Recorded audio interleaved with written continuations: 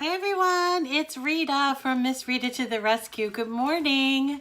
It's Saturday, March 22nd, I think, March 22nd, and I am here today to talk to you about something that I think is really a fun project. And if I can talk over Teddy Bear squeaking his ball, and I apologize for that, but I'm going to talk to you about how to make your own cake toppers. This is a very popular project on my blog, and I'm going to give you some files so you can make this gorgeous cake topper, but also I'm going to show you a couple of other cake toppers, including the one that I used on my Celebrate cake when I reached 100 subscribers. And then also as a bonus, because we like bonuses, right? As a bonus, I'm going to give you a file that has all of these in them, but also I'm going to give you a file that has, let me get that for you, that has the numbers that I have turned into little, I would say these were more cupcake toppers, maybe not a cake topper, although you might want to add this as well as this. But anyway, stay tuned everyone, because I am going to show you how to make these.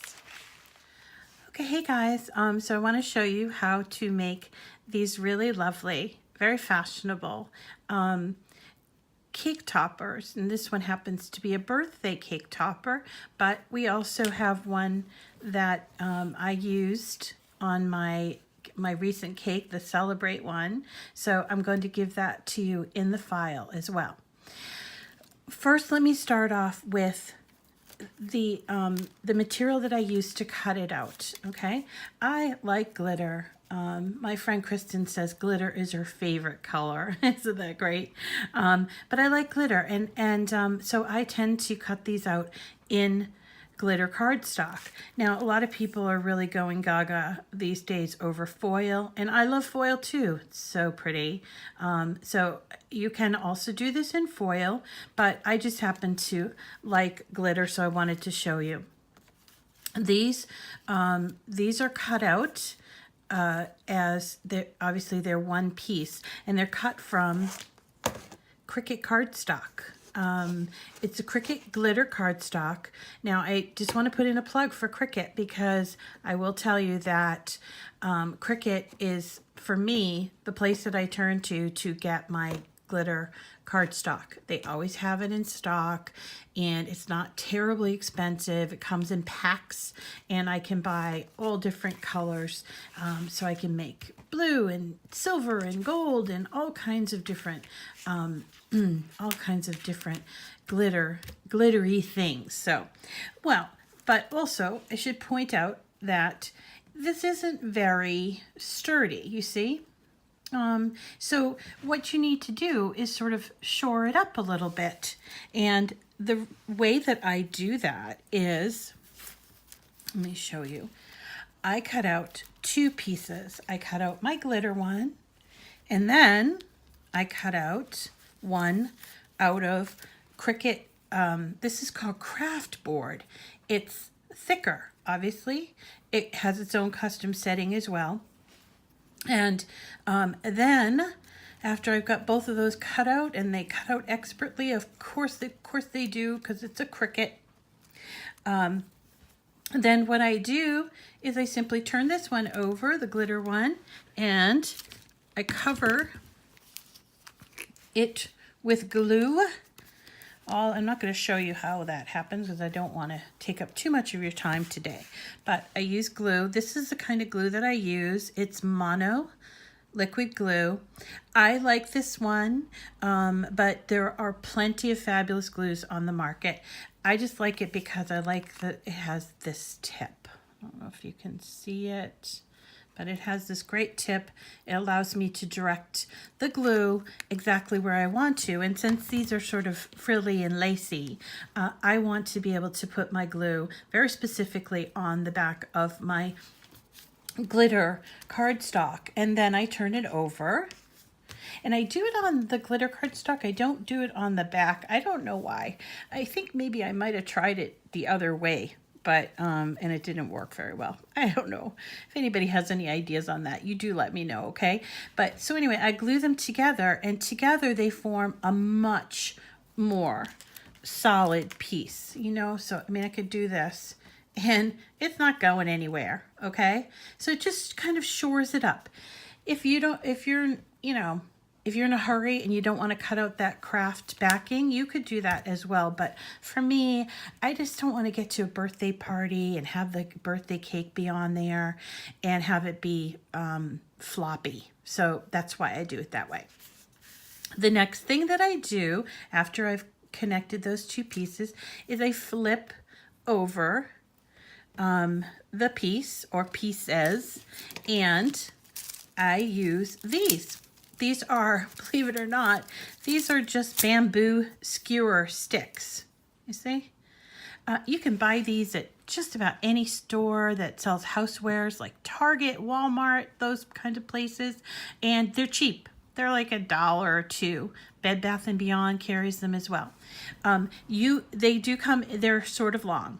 Okay, and you can use them this long if you have a particularly tall cake. That might work. But if you have a short cake, but if you have a short cake, you may want to cut these. Now, I just have one word of advice on cutting these, and that is don't try to simply break it like this, because let me show you what happens. You see? It gets like stringy, and then you'll have to go back and sort of cut it down, and you don't want that. So the best alternative to, or the best way to cut them, for me anyway, is to use this True Control knife. Remember this? I talked about this True Control knife. It's a fabulous, fabulous tool. And I told you that I use it every single day, and I do indeed use it every single day. It's really great. So I use that to cut my bamboo skewers down, and it goes straight through those stringy pieces. You can even use it to score and then, do the actual breaking that way, but it keeps that stringiness away. And as far as putting them on, I usually do two. I usually cut two, but a little tip here. First of all, I do use a glue gun to attach it to the back, and I just feel, again, it's a sturdy thing.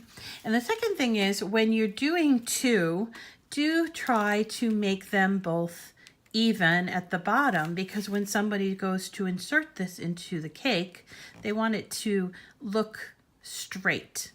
And one more tip, you're going to see a little bit of that bamboo skewer. That's okay. People can, adjust their eyes, whatever, but try to put those skewers in sort of in the middle to hold up, and you can actually kind of hide it a little bit. See, I put it underneath the I and the right part of the H, and then over here I did under the P and the U.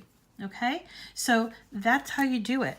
You do the same thing for these little, what I call them cupcake toppers, but aren't these adorable? This comes from a very old cartridge. I think it's called Birthday Bash, and they're like candles, and so, for instance, if you're having a birthday party in a place that doesn't allow candles, this would be a great alternative. And I will give you the file that has both sizes in them. These ones would look fabulous on a little girl's birthday cupcake, maybe turned 5. So if you're doing cupcakes, perfect. These ones, a little bit bigger, would probably go on a cake. So that is how you make a cake topper. Isn't that easy? Don't you just want to make one now? Okay. And that was it. Wasn't it so easy? Doesn't it look like a project that you want to try? Possibly today or an upcoming birthday. These I will mention that these are so unique, and right now are selling on Etsy for sometimes $10 or $12. But now you own a Cricut, right? And you can make these beautiful cake toppers for a birthday, for a wedding, as a congratulations or a retirement or anything you could think of. So simple. I'm going to give you the file. Please make sure to look in the detail section of this video. Also, one more plug that I wanted to make is we reached last night, we reached 200 subscribers. Isn't that amazing? Oh boy, I am so thankful and so jazzed by this whole thing. And I just wanted to let you know.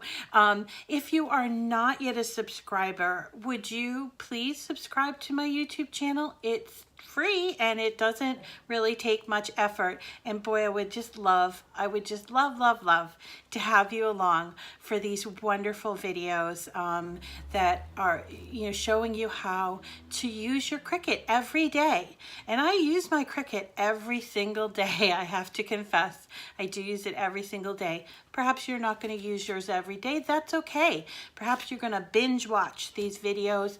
That's okay too. But as long as you are making good use of these wonderful machines, just fabulous, fabulous machines, and subscribing, liking these videos, and doing all that great stuff, sharing, whatever you can do to get the word out, I would so appreciate it. So thanks very much for coming today. I hope you make it a fabulous day.